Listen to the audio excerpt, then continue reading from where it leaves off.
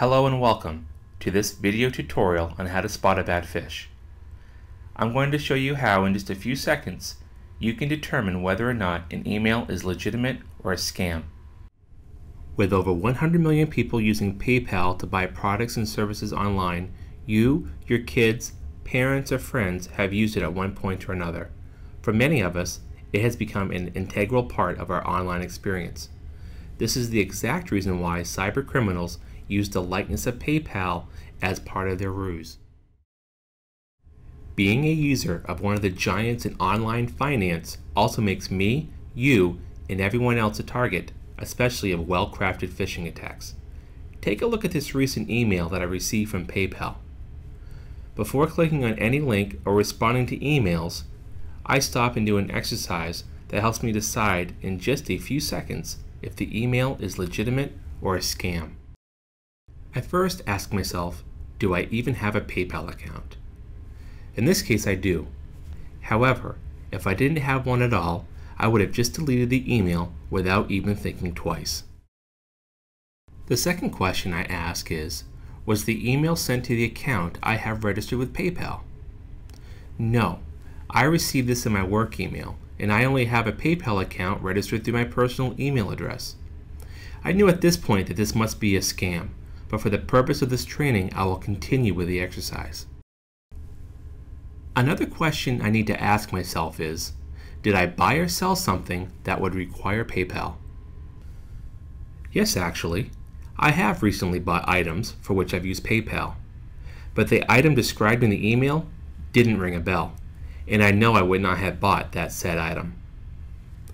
I didn't recognize the name of the person in the email either. At this point, I got very suspicious. Lastly, I ask myself if there are any other oddities about this email.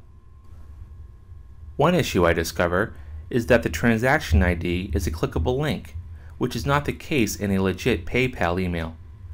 I know never to click on anything that I'm unsure of, so I hovered my mouse over each of the links to see if those produced the same result. With each link I hovered over, a small box popped up revealing a web address that was not related to PayPal. As a security-aware person, I know these are often hostile websites, while some are just advertising, but I didn't want to take the risk. After seeing all the links in the email pointing toward the same website, I wanted to confirm whether or not the email was actually sent from PayPal.